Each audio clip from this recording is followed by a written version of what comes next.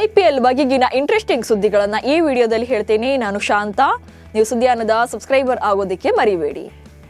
RCB ತಂಡದ ಮುಖ್ಯ coach ಆಗಿರುವಂತಹ ಆಂಡಿ ಫ್ಲವರ್ ಅವರಿಗೆ ಪಂದ್ಯ ಶುಲ್ಕದ 15% ದಂಡ ವಿಧಿಸಲಾಗಿದೆ. ಭಾನುವಾರ RCB ವರ್ಸಸ್ ಮುಂಬೈ ಇಂಡಿಯನ್ಸ್ ತಂಡಗಳು ಮುಖಾಮುಖಿಯಾಗಿದ್ವು.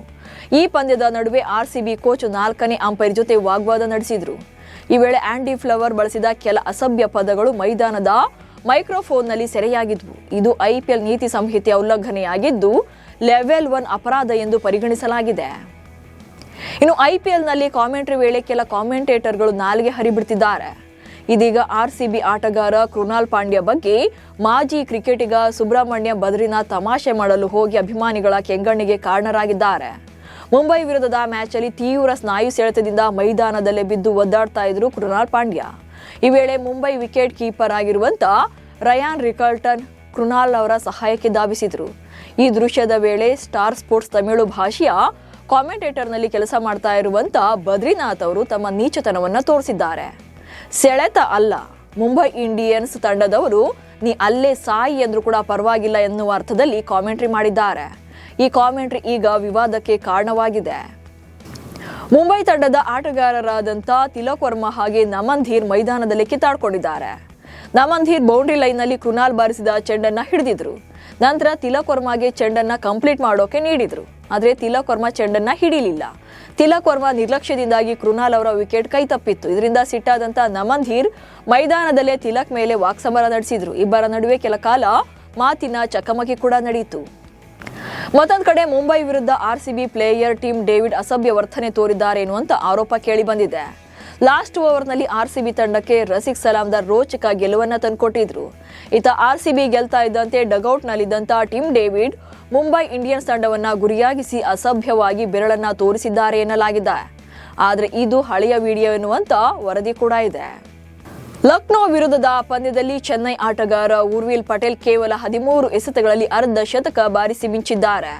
ಇದಾದ ಬಳಿಕ ಉರ್ವಿಲ್ ಪಟೇಲ್ ಒಂದು ಸಣ್ಣ ಚೀಟಿಯನ್ನು ತೋರಿಸಿದ್ದಾರೆ. ಅದರಲ್ಲಿ ಉರ್ವಿಲ್ ಪಟೇಲ್ ತನ್ನ ತಂದೆ ಮುಖೇಶ್ ಪಟೇಲ್ ಅವರಿಗಾಗಿ ಬರೆದ ಸಾಲುಗಳಿದ್ವು. ಇಂದು ನಾನು ದೊಡ್ಡ ಕ್ರಿಕೆಟಿಗನಾಗಿ ನಿಮ್ಮ ಕನಸನ್ನ ನನಸು ಮಾಡಿ ತೋರಿಸಿದ್ದೇನೆ ಎಂಬ ಸಾಲುಗಳನ್ನು ಬರೆಯುವ ಮೂಲಕ ತನ್ನ ಸಾಧನೆಯನ್ನ ತಂದೆಗೆ ಅರ್ಪಿಸಿದ್ದಾರೆ. ಚಪಾಕ್ನಲ್ಲಿ ಗೆಲ್ಲಲೇಬೇಕಾದ ಪಂದ್ಯದಲ್ಲಿ ಲಕ್ನೋ ತಂಡವನ್ನ ಸೋಲಿಸಿದ ಚೆನ್ನೈ ತಂಡ ಪ್ಲೇ ಆಫ್ಗೆ ಮತ್ತಷ್ಟು ಹತ್ತಿರವಾಗಿದೆ. ಪಾಯಿಂಟ್ಸ್ ಟೇಬಲ್ನಲ್ಲಿ ಚೆನ್ನೈ ತಂಡಕ್ಕೆ ಟಾಪ್ 5 ಪ್ಲೇಸ್ಗೆ ಲಗ್ಗೇಟಿದೆ.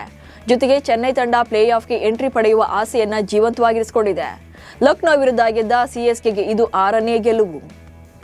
7 ವರ್ಷಗಳ ಬಳಿಕ 200 ರನ್ಗಳನ್ನ ಚೇಸ್ ಮಾಡಿ ಗೆದ್ದ CSK ಇತಿಹಾಸ ಸೃಷ್ಟಿಸಿದೆ. ಚೆನ್ನೈ ಸೂಪರ್ ಕಿಂಗ್ಸ್ 2019ರ ಬಳಿಕ 180ಕ್ಕಿಂತ ಹೆಚ್ಚು ಮೊತ್ತವನ್ನ ಚೇಸ್ ಮಾಡಿರಲಿಲ್ಲ. ಬರೋಬ್ಬರಿ 7 ವರ್ಷಗಳ ಬಳಿಕ 180+ ಹಾಗೆ 8 ವರ್ಷಗಳ ಬಳಿಕ 200+ ಸ್ಕೋರ್ ಅನ್ನ ಚೇಸ್ ಮಾಡಿದೆ. IPL ಇತಿಹಾಸದಲ್ಲೇ 3ನೇ ಗರಿಷ್ಠ ಸ್ಕೋರ್ ಇದಾಗಿದೆ.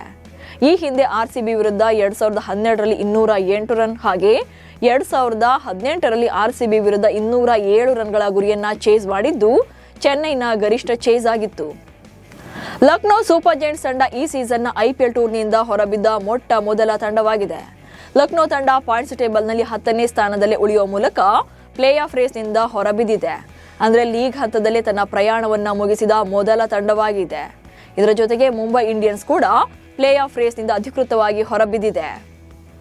ಪಂಜಾಬ್ ಕಿಂಗ್ಸ್ ಮತ್ತು ಡೆಲ್ಲಿ ಕ್ಯಾಪಿಟಲ್ಸ್ ತಂಡಗಳ ನಡುವಿನ ಮುಖಾಮುಖಿಗೆ ಕೌಂಟ್ಡೌನ್ ಸ್ಟಾರ್ಟ್ ಆಗಿದೆ. ಡೆಲ್ಲಿ ಕ್ಯಾಪಿಟಲ್ಸ್ ಪಾಯಿಂಟ್ಸ್ ಟೇಬಲ್ನಲ್ಲಿ 8ನೇ ಸ್ಥಾನದಲ್ಲಿದೆ. 11 ಪಂದ್ಯಗಳ ಪೈಕಿ 4 ಗೆಲುವಿನ ಮೂಲಕ 8 ಅಂಕಗಳನ್ನು ಸಂಪಾದಿಸಿದೆ. ಇನ್ನುಳಿದ ಎಲ್ಲಾ ಪಂದ್ಯಗಳನ್ನ ಗೆದ್ದರೂ ಕೂಡ 14 ಅಂಕಗಳಷ್ಟೇ ಆಗಲಿದೆ. ಆದರೂ ಕೂಡ DCಗೆ ಪ್ಲೇ ಆಫ್ ರೇಸ್ಗೆ ಎಂಟ್ರಿ ಆಗೋಕೆ ಕಷ್ಟ ಇದೆ. IPLನ ಸೆನ್ಸೇಷನಲ್ ಆಗಿರುವಂತಹ ಸೂರ್ಯವಂಶಿಗೆ ಗುಜರಾತ್ ಟೈಟನ್ಸ್ ತಂಡದ ಬ್ಯಾಟಿಂಗ್ ಕೋಚ್ ಆಗಿರುವಂತ ಮ್ಯಾಥ್ಯೂ ಹೇಡನ್ ಸಲಹೆ ನೀಡಿದ್ದಾರೆ. ಕೇವಲ ಆಕ್ರಮಣಕಾರಿಯಾಗಿ ಆಡೋದಲ್ಲ, ತಂಡದ ಗೆಲುವಿನ ಕಡೆಗೂ ಕೂಡ ಗಮನ ಕೊಡಬೇಕು. ಪವರ್ ಪ್ಲೇ ಸಮಯದಲ್ಲಿ ಆಡುವುದು ಸಾಕಾಗೋದಿಲ್ಲ. ಬದಲಾಗಿ ತಂಡದ ಯಶಸ್ಸನ್ನ ಖಚಿತಪಡಿಸಿಕೊಳ್ಳೋಕೆ ಕೊನೆಯವರೆಗೂ ಕೂಡ ಕ್ರೀಸ್ನಲ್ಲಿ ಇರಬೇಕು, ಹಾಗೆ ಶ್ರಮಿಸಬೇಕು ಎಂದು ಮ್ಯಾಥ್ಯೂ ಹೇಡನ್ ಸಲಹೆ ನೀಡಿದ್ದಾರೆ. ಇವಿಷ್ಟು ಇವತ್ತಿನ IPL ಬಗೆಗಿನ ಸುದ್ದಿಗಳು. ನಮಸ್ಕಾರ.